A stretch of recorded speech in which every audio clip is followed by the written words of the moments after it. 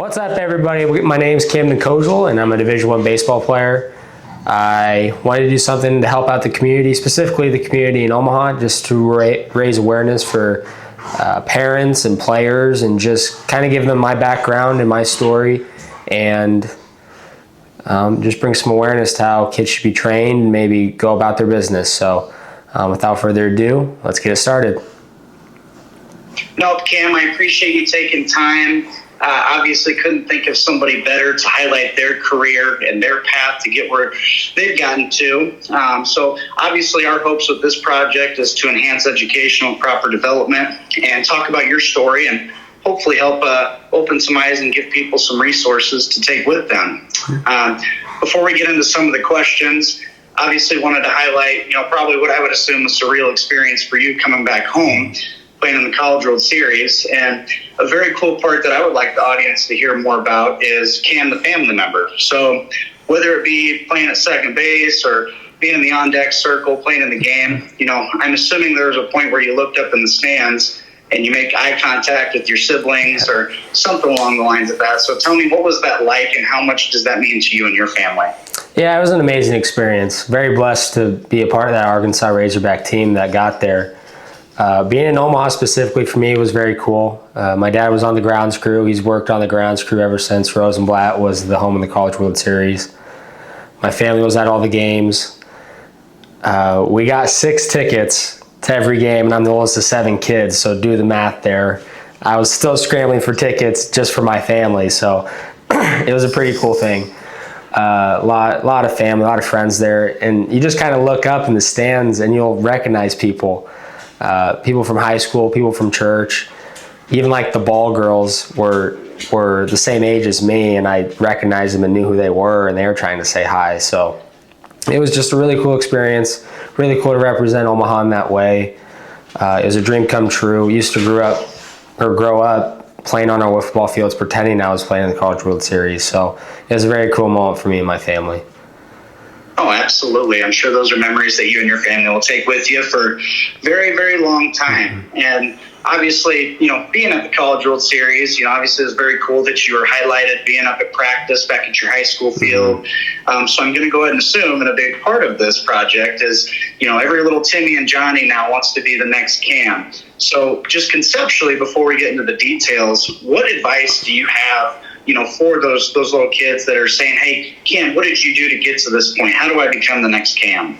Yeah, there wasn't one like secret superpower that I had or something that changed it. It was just consistency and hard work day in and day out. And I think that's very true. I mean, you look at me, I had some God-given ability, but I mean, I'm just a Midwest kid that's 5'10" and not very fast, but I had to transform my body. And I had one cousin that went to the University of Nebraska-Kearney, and he was an amazing middle linebacker. Other than that, my family athletically hasn't gone on to do huge things. So I had to do a lot of stuff to my body. I had to work really hard, and that kind of started my sophomore year of high school. I kind of took ownership of my own development, started waking up pretty early, about 5:30 a.m., made friends with the janitors up at Millard South, was able to get in gyms there and started doing Trotsky workouts, working on my hands, working on my feet, doing ladder drills, doing yoga every morning, and try to get teammates to come along and do that stuff with me. So I started with some Trotsky workouts. I started prioritizing my eating habits. I was trying to gain weight at that time. My freshman, sophomore year of high school, was eating a calorie surplus so I could gain some weight. I was lifting every day, either with the football or the baseball team. I went and got scanned by Florida Baseball Ranch, did like a body scan and saw what I was deficient in, my range of motion and that sort of thing. So I got specific stretches for my body, and they were tailored to my body, which a lot of programs and places do that now. And you need to know what your body's deficient in, what you need to be working on. So that was kind of the time period, and when I started to take my development really serious, and I knew this is what I wanted to be doing, and I wanted to play at a high level. No, absolutely. And conceptually, that's great. There's a lot of kids that, we talk about from the ground up as far as development. So let's wind back the clock a little bit here for those that are younger and for the people in the audience that want to hear just kind of your progression going throughout the years. So let's just start with youth ball, everything up until high school. Talk to me a little bit about, what was your focus? What did you and your family really hone in on? What worked for you guys? What was the emphasis going, through youth ball up until high school that really worked for you? Yeah, so I'll start at a very young age. And I think this is maybe a little overlooked in development, but I'm so thankful for it and my parents. But we were playing outside as kids almost every day. And I think when you look at development from when you're a toddler to when you're a professional athlete, it's usually those kids that make it a long ways. They were playing outside as kids. They were outside running, jumping, throwing, playing tag, climbing trees, learning how to swim.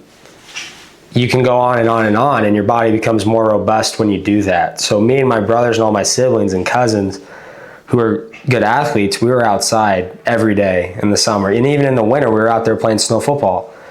So I think that's kind of what it started from an early age. You're just outside and your body's learning all these movements. So I think if I could give any advice to any parents or kids, it's don't be an iPad kid. Get outside and do things and play. Just play outside. You need to learn how to play. So that's kind of where it started there. And I think what enhanced that, and I'm very fortunate, my family and my dad's background in being a grounds crew worker, is he built this wiffle ball field. When we lived in Omaha, the early part of my life, he built this wiffle ball field in our backyard. So me and my brothers were out there wearing big league uniforms, pretending we were playing the College World Series or playing in the big leagues. And then we moved to the farm about the middle of my childhood. We were outside playing wiffle ball. And I think wiffle ball can play a huge part in specifically a baseball player's development, just because you're outside and you're playing and you're having fun. When your brother's pitching to you and you're not hitting the ball, your body's if you give your body a task to accomplish, it's going to accomplish that task. It has to, because that's what your brain's telling your body to do. It's going to do that. So you learn how to hit the ball when you're competing against your brothers and playing wiffle ball. Your body will self-organize. So the early part of my childhood, it was just about having fun. It was about having fun and being outside and competing. And then I started about 5th and 6th grade doing a workout called the Super 7 in our living room at the farm. And it was just 7 exercises, all body weight. And me and my brothers would do it every day in the living room. And then that kind of progressed into 7th and 8th grade. That's when I started to take training a little more serious. And I was not necessarily honing in directly on baseball, but it was just a lot of explosive and a lot of explosive workouts. And that we did that at Camden Elementary School, and we would do that before school most mornings. We were waking up at 6 a.m. and doing those with my dad and my brother Carson. And those were a lot of Texas and Florida baseball ranch workouts where you're just trained to be explosive. And we were doing that at least 5 days a week.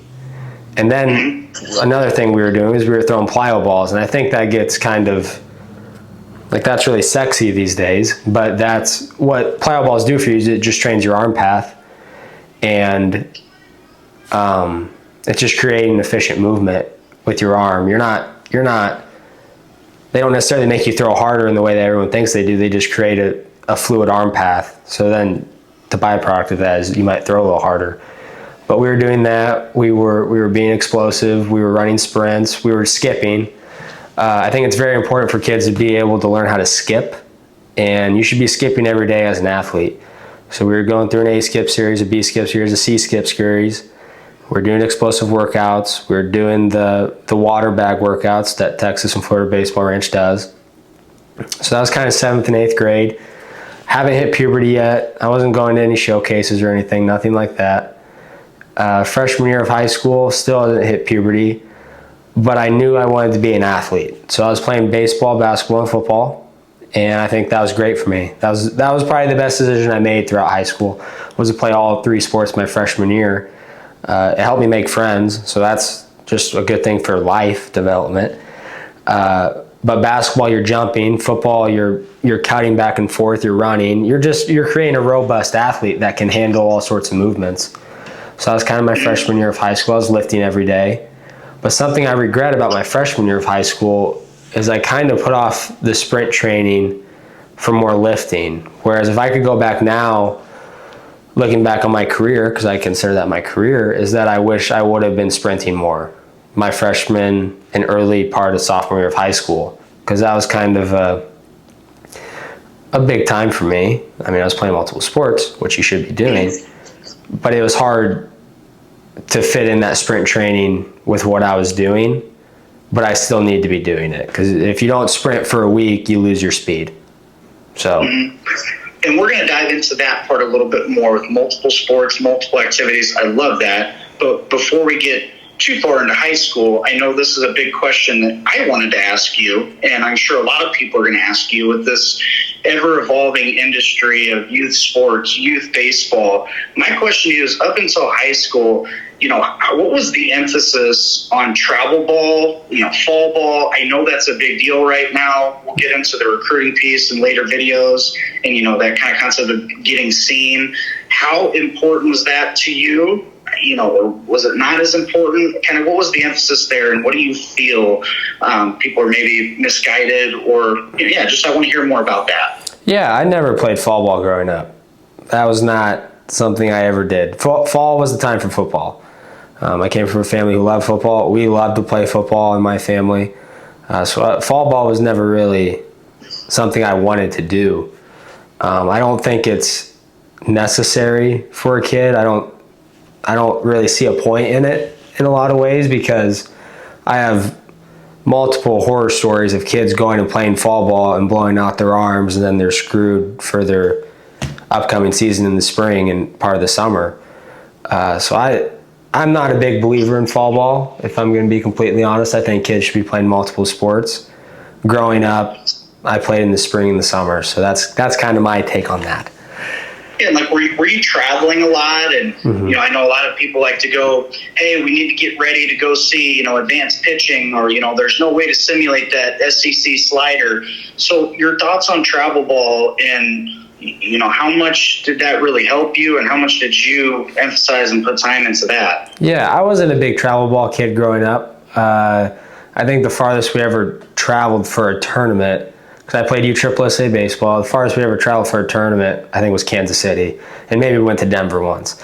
And that was fun growing up, but I don't think it was necessary to my development as a baseball player. I think it was just something fun, maybe, with my friends to go do and play baseball, but I don't think that's necessary to a kid's development.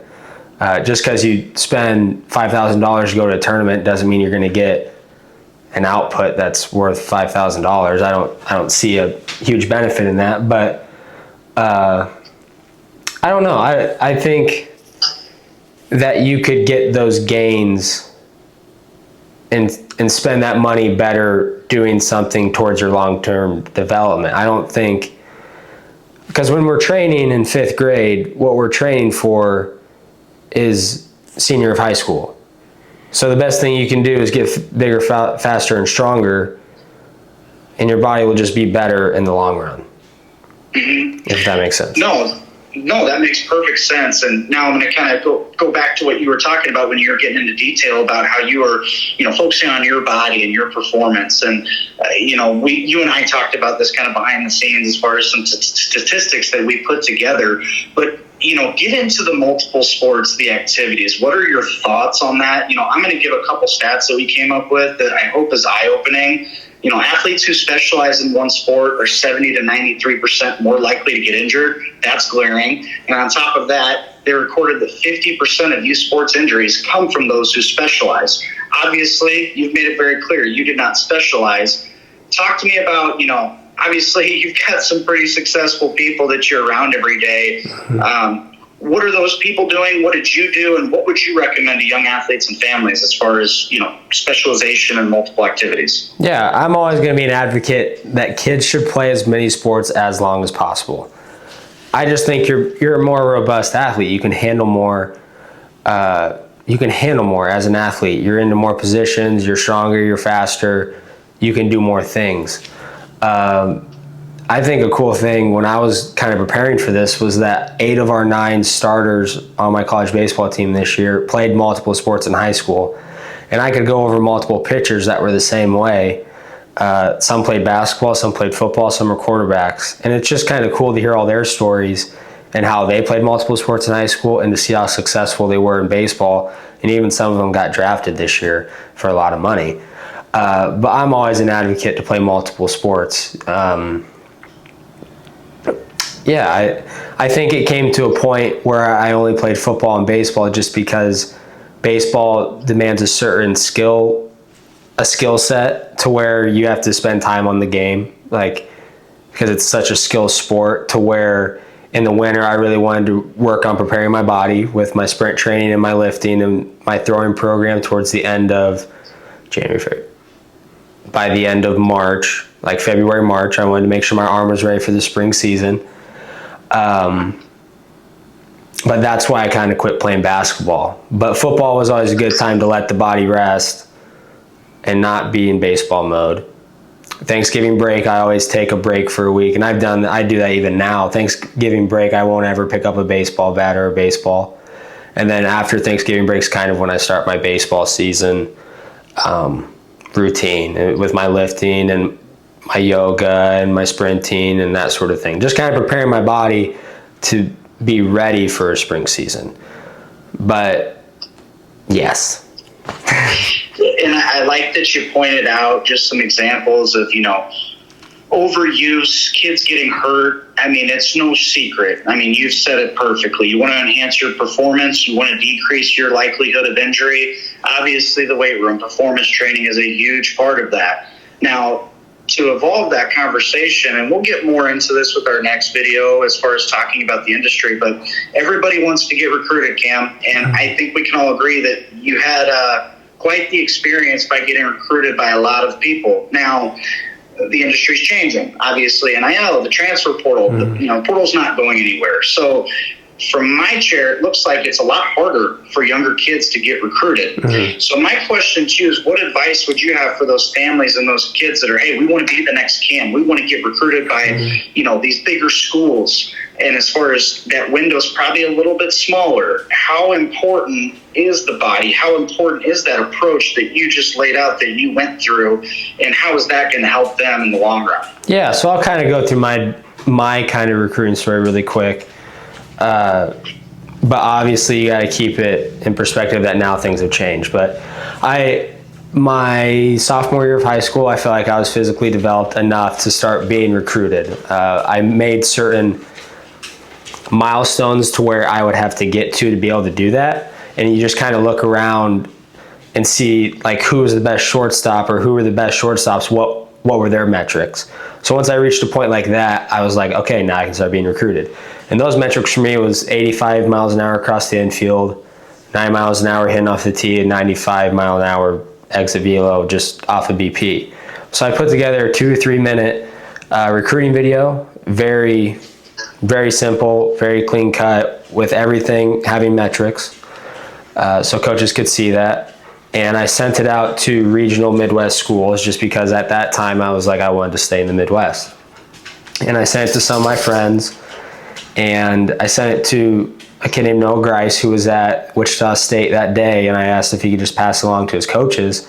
And I got a call later that night from Wichita State, and that kind of got the ball rolling. And then a couple other Midwest schools reached out, and then 2 schools, Oregon and Coastal Carolina, came to watch me play Legion baseball that summer.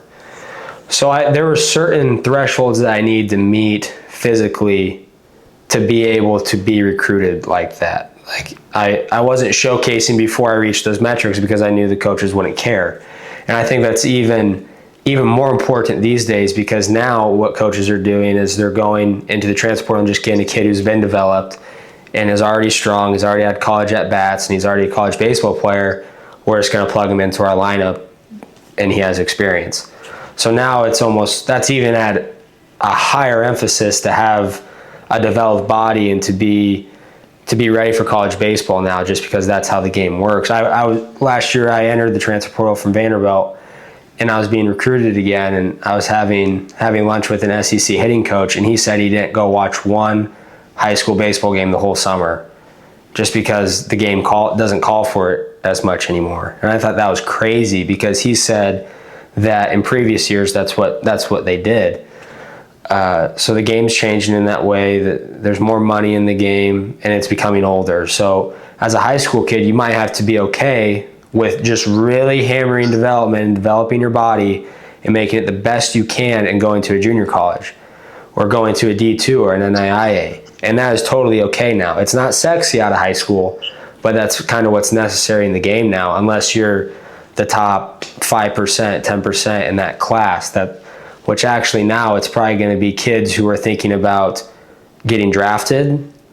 Like, it's the kids who are going to make it to the high Division I schools are probably going to be the kids who are thinking about signing out of high school or going to college. That might be the reality of the situation now. So going to that JUCO or the NAIA or Division II is going to be a big option for a lot of these kids, and it's not sexy, but you're going to have to go with it. And Division I will come sooner for you. Mm-hmm. No, everybody's got their own path, obviously, but again, I'm sure several people will be interested in hearing your path and your philosophy and what you emphasized in as far as going through the process of it. Obviously, your resume speaks for itself. No, this was great. Very eye-opening. I hope families listen to this. Obviously, this is part one of, a 3 video series. We'll get into a little more depth next week on some things. But, no, this was awesome. It's really cool to hear and surprising, obviously, to hear some of these things about, not emphasizing on travel as much and really honing in on those just basic things, keeping the main thing. Before we finish up here, obviously we encourage everybody to ask questions in the comments. You've been kind enough to, give some time to answer some of those questions in more detail if people have them. But I'm sure the audience would like to know a few things. Just some fun questions. Mm-hmm. Favorite baseball memory with your dad? I know that was something that was highlighted a lot as far as, the publicity you got being back home. Mm-hmm. Well, recently, I think it would just be playing with him, playing at the College World Series and having him be 50 yards away from me in a dugout, getting ready to drag the field. That was really cool. But growing up, I think it was just playing wiffle ball with him. He spent countless hours doing research and kind of getting into the web of professional baseball, because I think that's what every kid wants to do on this is play Major League Baseball. So, I mean, I've been fortunate to have a lot of contacts in professional baseball, and so has my dad. So we kind of take what we can from them. So yeah, I think playing wiffle ball with my dad growing up, that'd be my favorite thing. Oh, that's a very good one. Last one I have. Who are some of your biggest inspirations growing up as far as baseball? Were you ever trying to emulate somebody's swing playing wiffle ball, or who are the people that you really followed that you modeled your game after? I think my 2 favorite players growing up were Jorge Posada, the catcher for the Yankees. And at that time, I just thought his name was funny. But then come to find out he hits it bombs and he's a catcher. And he was just a cool guy to watch growing up. And then Alex Gordon. Being a Nebraska kid, he was my favorite player growing up. Played at Nebraska, great left-handed hitter, played in the World Series, played in Kansas City. I was fortunate to meet him and then have a couple phone conversations with him. So those were probably my 2 favorite players growing up. Well, understandable on those two very good ones. No, man, I appreciate your time. I hope that the listeners are able to take some things from this and apply it to their journey, their path. Thank you for your time, and we'll be back in about a week or so. Yes, perfect. Thank you. Thank you.